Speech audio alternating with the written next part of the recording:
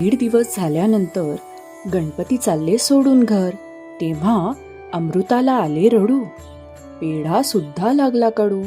ती म्हणाली, आई आई गणपती असू दे, पोचायचं नाही. आई म्हणाली, अगं त्याला असतो अभ्यास, असते शाळा.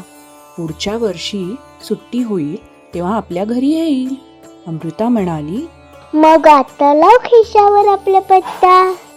माझ्या छोट्या मित्रमैत्रिणींनो, गणपती बाप्पा आल्यावरच व बाप्पा जातानाच तुमच्या आठवणी ऐकायला आणि तुमच्या सोबत गप्पा मारायला आम्हाला खूप आवडेल. त्यासाठी 9226074767 या नंबरवरचा ताईला फोन करा.